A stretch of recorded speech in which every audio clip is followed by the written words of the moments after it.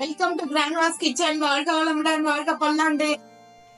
நான் இப்போ உங்களை ஒரு சின்ன கேள்வி கேட்கட்டுமா?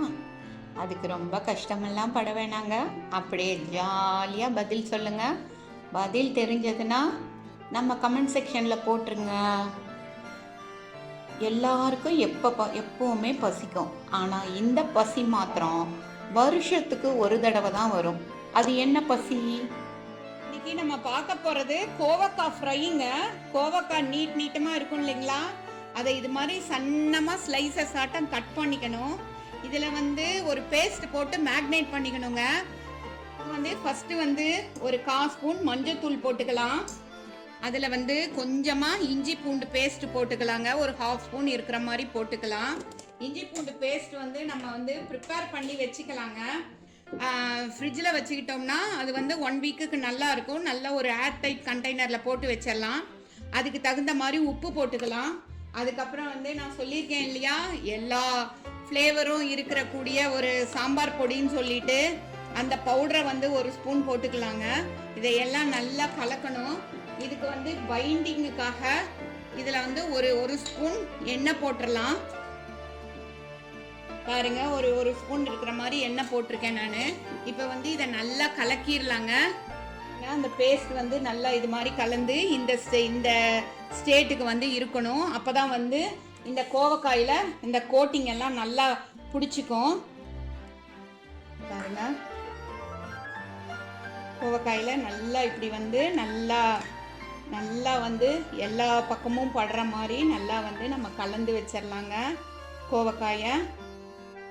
பாருங்க, இது மாதிரி நம்ம நல்லா எல்லா பக்கமும் அந்த கோட்டிங் படுற மாதிரி, இது மாதிரி அந்த கோட்டிங் ஃபுல்லாக இருக்கிற மாதிரி இது மாதிரி நம்ம நல்லா கலந்து இது அப்படியே ஒரு 1 ஹவருக்கு மூடி வச்சிடலாம். இந்த மேக்னேட் பண்ணுறது ஒரு 1 ஹவர் இருந்தால் நல்லா இருக்குங்க.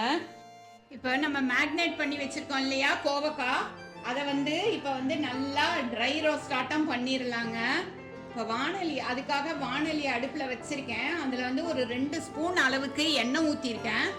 1/2 ஸ்பூன் அளவுக்கு கடுகு போட்டுக்கலாம். கடுகு தாளிச்சிக்கலாம். அதில்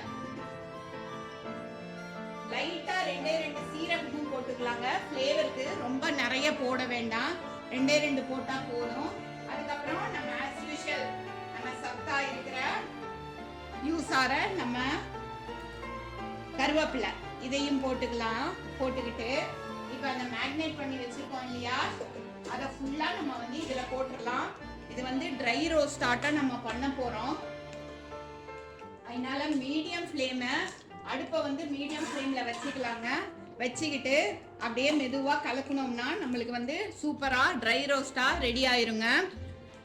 கடுகு இப்போ வெடிச்சிருச்சு. இந்த கோவக்காயை நம்ம போட்டுடலாங்க.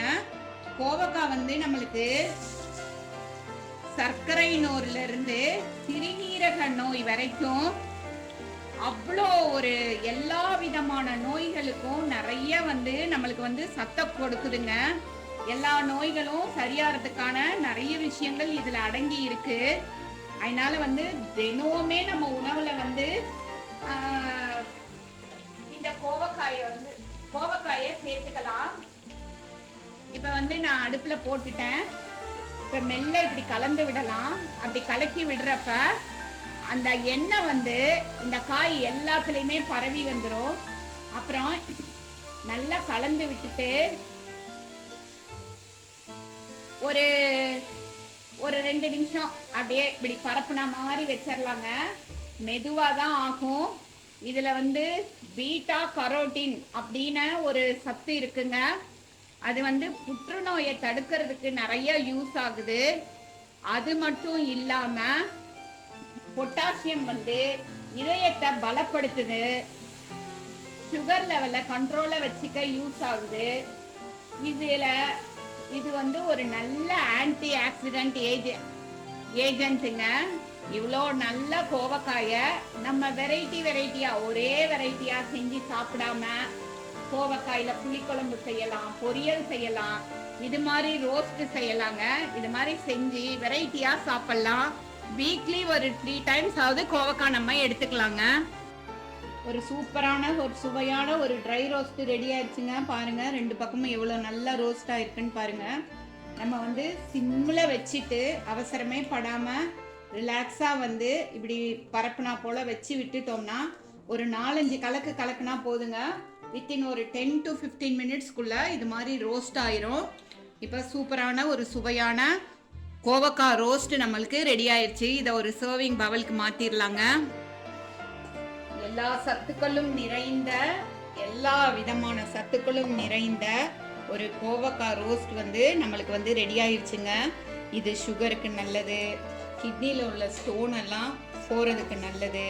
அது இல்லாமல் தினமுமே ஃபுட்டில் வந்து நம்ம கோவக்காவை சேர்த்துக்கலாம். அவ்வளோ ஒரு நிறைய சத்துக்கள் இருக்குது. இதில் வந்து ஆன்டி ஆக்சிடென்ட் நிறைய இருக்கிறதால இது வந்து நம்ம உடம்புக்கு வந்து எதிர்ப்பு சக்தி கொடுக்குது. அது மட்டும் இல்லாமல் புற்றுநோய் வந்து வராமல் தடுக்கிற ஒரு பெரிய ஏஜென்ட்டாகவும் இது யூஸ் ஆகுது. இப்படி சுவையான ஒரு கோவக்காவை வந்து நம்ம எல்லாரும் நல்லா இது மாதிரி வெரைட்டிஸாக செஞ்சு சாப்பிட்டு என்ஜாய் பண்ணலாங்க.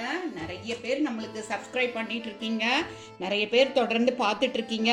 உங்களோட மேலான கமெண்ட்ஸை வந்து நம்ம கமெண்ட் செக்ஷனில் சொன்னீங்கன்னா அது எனக்கு பெரிய மோட்டிவேஷனாக இருக்கும். தேங்க்ஸ் ஃபார் வாட்சிங் அவர் கிராண்ட்மாஸ் கிச்சன். வாழ்க வளமுடன்.